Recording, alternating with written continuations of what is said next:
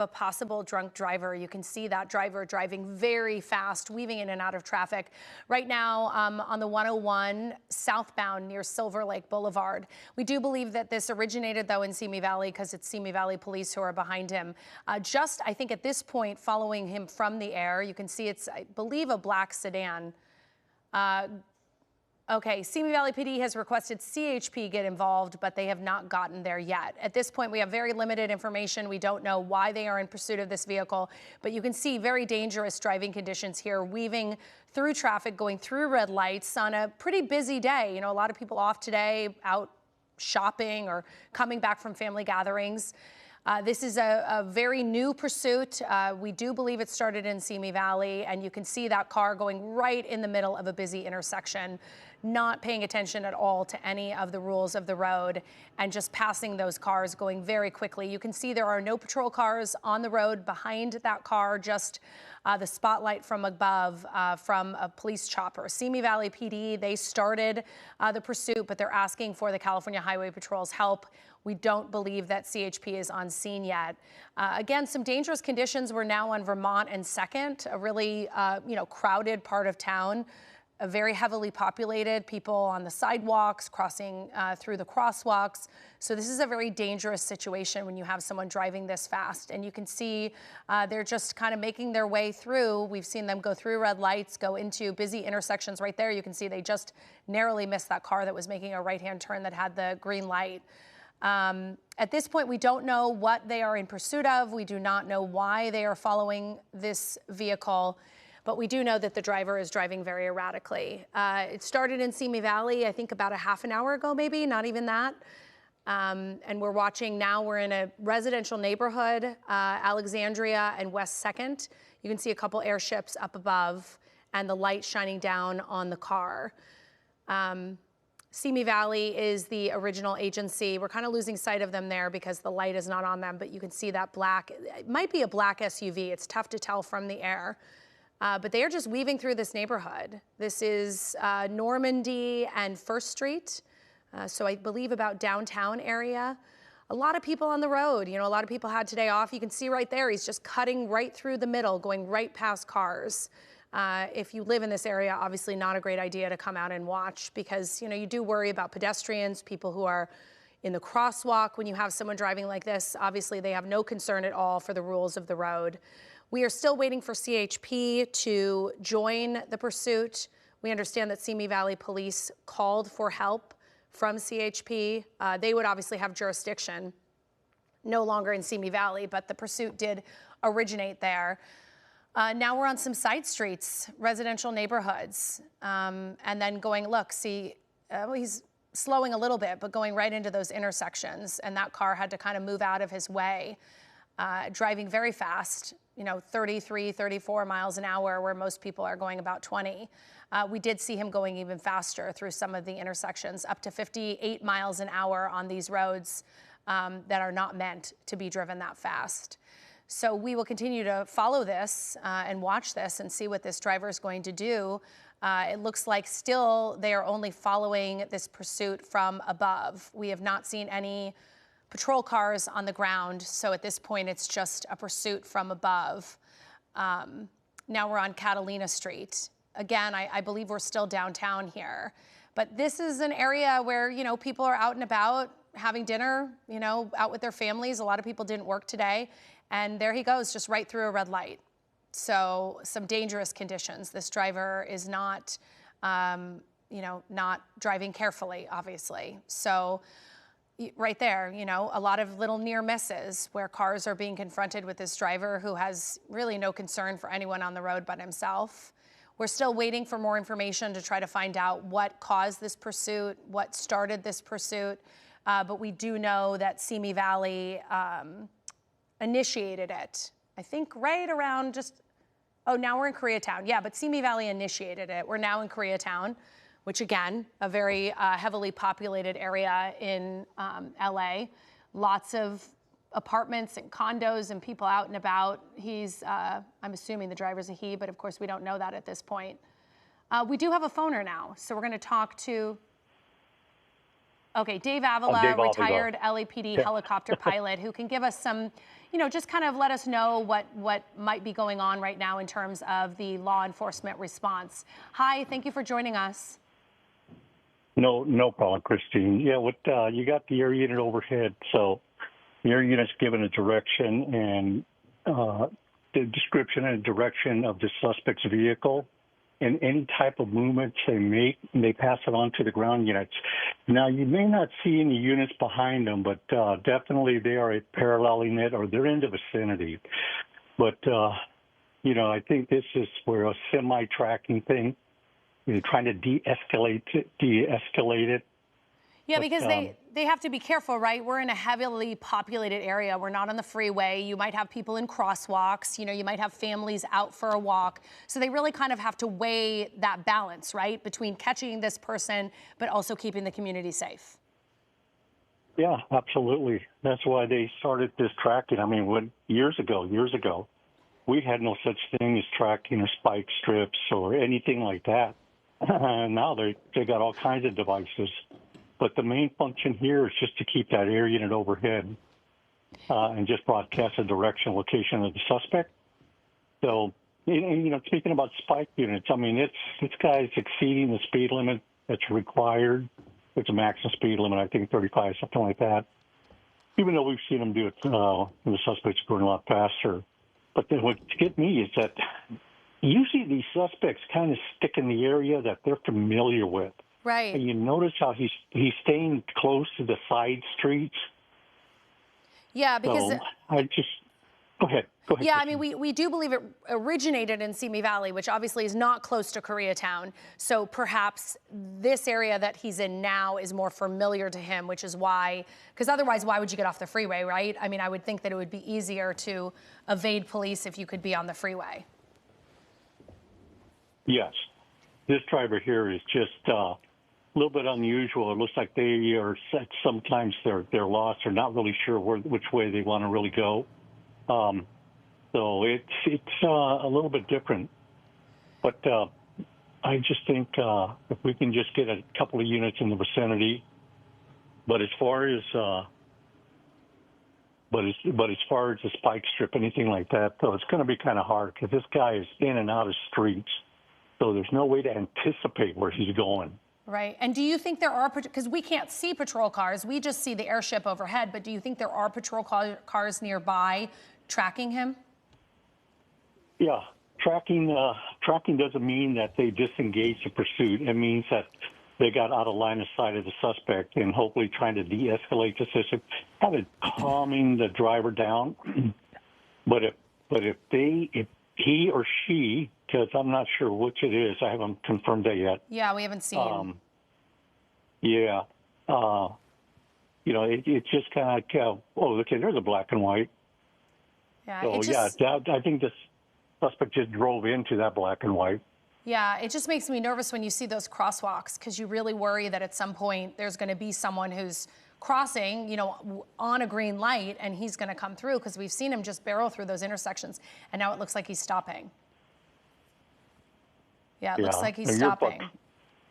Okay, good. Okay, you're about 12 seconds ahead of me. Yeah, it's hard to see because it's dark now, but Juan, do you see a little movement there? Does it look like he got out? I saw a little bit of movement. Hey, Dave, it's Juan Fernandez joining Christine here. Hey, and Juan. yes, indeed, it looks like this driver got out of the car and the car was still, I think, in drive because it kind of there's a black and moved white forward. And I wonder if that black and white even knows that car had pulled over. He may have just gone right by it. Yeah, because when he did get out, there was no spotlight on his vehicle, so they might have lost him. Turn around. He from needs to turn above, around. Or that's not him at the light now. And now it looks like police are getting out.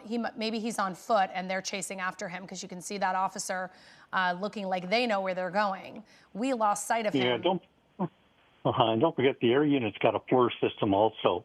So they don't need a light, but they can go ahead and tell the ground units, he dumped his vehicle, he took off on foot. Yeah, it looks like they got him, Dave. I think they may have had him already. It's tough to see. I don't know, Juan. Right. I think those are people coming out from a nearby business.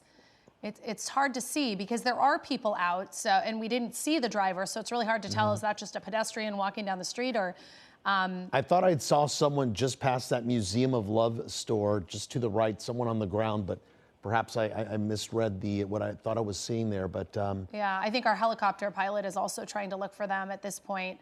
I mean, we did see police get out of the car and chase. So they thought they saw something, but it's really hard to tell at this point if they were able to catch him or if they're still looking for him just like we are, because we've lost sight now of both the police officer. I don't think we see where that officer is, and I don't know where the suspect is. So we're not quite sure.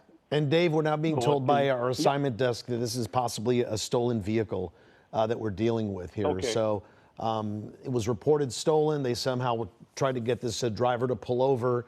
And obviously we saw, as Christine was mentioning earlier, it's just all that erratic driving through the neighborhood, through the narrow streets. For a while, I thought he was getting to a location maybe he was familiar with.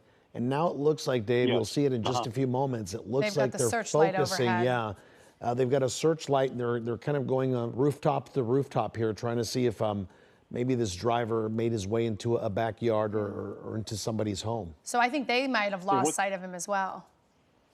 Yeah, well, what they're going to do right now is that the air unit will grab a couple of units and diagonally deploy them. And then if the units show up, they'll grab all four corners and then set up a perimeter. And then meanwhile, what the air unit's going to do is keep the light, keep it lit up. Now, that usually keeps a suspect down, trying to hide. Because once you take the light off, then they just get up and start boogieing again. So I think that's going to happen. Then plus what the TFO, the tactical flight officer, what he or she will do is get on the tactical freeway and say, hey, any K9 in the unit have a pursuit, and in foot pursuit, we got a suspect tied down in one square block area. So you'll have about 2, maybe 3 K9 units that are en route from some part of the city. And I always wonder this as I'm watching this, myself at home, if I'm not working.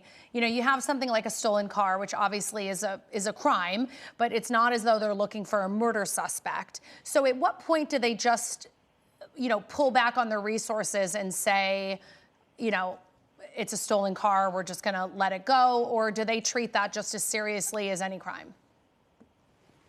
Pretty much just like any type of crime. You can't, and I know it's hard. I get it all the time, believe me, especially when they know I do this. And I tell them, I say, we can't stop chasing these people. It's not a lawless land. Right. We have to have police here. We have to take people into custody. And then they have to meet the consequences of their actions. So, especially now, because at first I was told it was a possible deuce, but now that we verified that it's a GTA suspect. And that was the one thing, though, the way that the driver was not driving, I thought, you know what? This doesn't look like, we've all seen pursuits a million times. I mean, we know the difference between a deuce pursuit and a GTA suspect, a 211, a 459 suspect. They drive more crazy. They go on the wrong side of the road. They speed around pedestrians. Yeah, so this didn't look like a deuce. So, Dave, can you explain what that is? We know GTA is Grand Theft Auto. I know that because my nephew plays a video game by the same name. But what's the deuce? Deuce? A deuce is driving under the influence. Okay. Oh, okay. We just figured that. And then 211 suspect's a robbery suspect. 459 is burglary suspect. Right. So this is looking like it's a Grand Theft Auto suspect, right? If we're talking about a stolen vehicle, that's Grand Theft. Yes, that's GTA. That's Grand Theft Auto. And the thing is, go ahead. And I wonder, too, we were reporting on maximum enforcement, right? You have lots of officers out because this is the time of year where people tend to drive drunk. Is that I presume helps with something like this, because even though many people are not at work, police officers, CHP, LAPD, there's like a lot of them out there working today. That's true, but we got to remember that there's also the regular calls that are just coming in one after the other. Right. 415 family dispute, disturbing, a possible suspect. If you see this for the air unit came back, you could start seeing the black and whites in the vicinity. Yeah. So it's kind of like, Yeah, we've seen some people, I think we saw some on the ground earlier with the light there. It seems to be like they're focusing in on this, I think it's an apartment complex or a business park. It's hard to tell. All right, Dave, we're showing it once again there on the right side of your screen. This was earlier when the driver was driving erratically, running red lights through the area here off of Beverly Boulevard, eventually coming to the area. We're talking about Melrose and Berendo. So anybody who's familiar with that, it's kind of like the East Hollywood area there. A lot of apartment buildings, a lot of small homes, a lot of narrow streets. And what you're going to see here in just a second is the driver basically comes to a street that didn't have a lot of street lighting, and it looks like he slows down.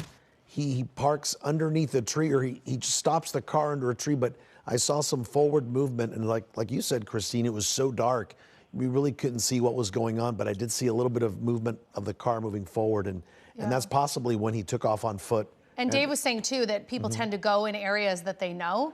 And it feels very much so like he knew where he was when he stopped there. Like he had a destination, right?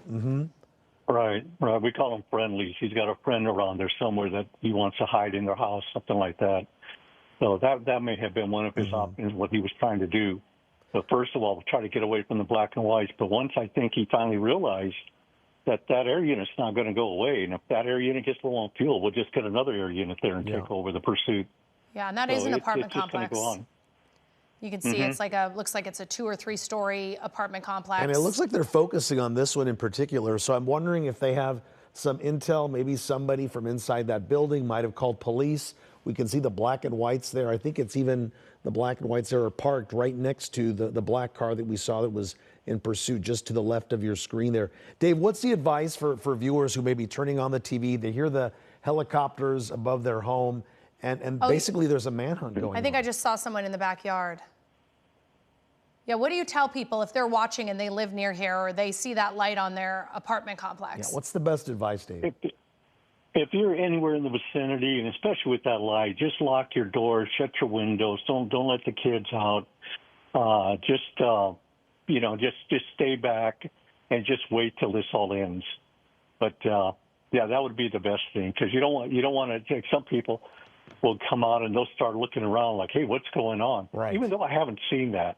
And this may be a situation, Dave, where the driver gets away, right? It's happened before. It could be, but if you see, sure. Right there. Hands are that up. That looks like the driver. What's going on? He's running. He's looking for somewhere to go. You can see he keeps doubling back. I don't see officers on foot, but he's definitely. Yeah, did you see that, Dave? There was somebody who kind of came out. He was kind of scurrying around a little bit, put his hands up for a second. It looked like he was maybe wearing a vest. Yeah, and then he kind of doubled back. Is that him? It looks like he just hopped a fence. Now, we don't know if this is the driver, folks, but definitely the suspicious behavior is leading us to believe that this possibly could be the person the police are looking for in this Grand Theft Auto case here. Now he's slowing down his pace a little bit. He's walking. But we've seen this before where they try to walk and just blend in with the area, thinking that maybe they'll be able to get away. And maybe he's kind of corralled by tall fences and brick walls. He just can't get out of here. Right, yeah, it's a very densely populated area. Yeah, I was just going to say that he went one way and that didn't work, so he had to come back around.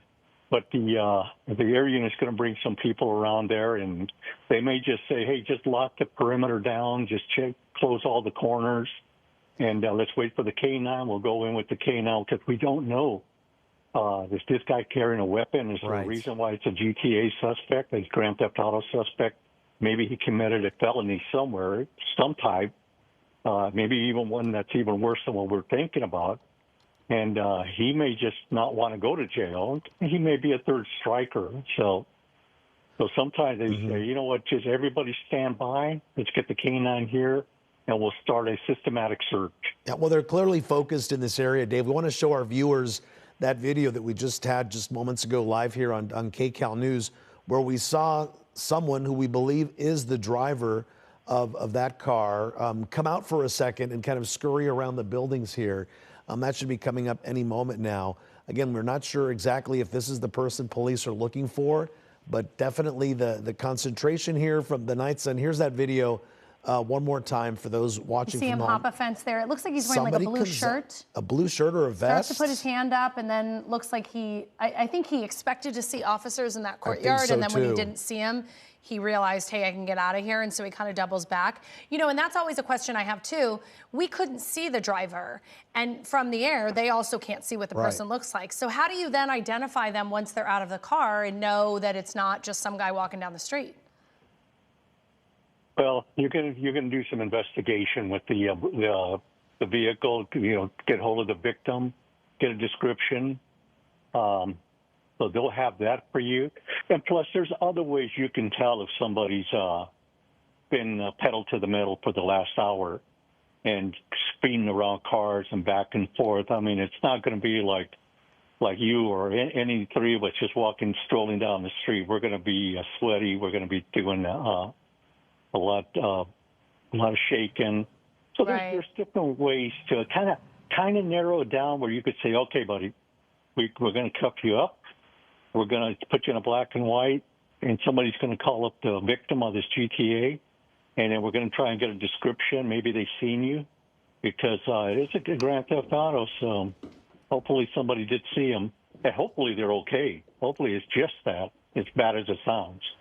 Yeah, and whatever they're doing now, Dave, they are focusing their attention on this building here. It looks like it's Melrose Avenue and Berendo Street right there in the Hollywood area.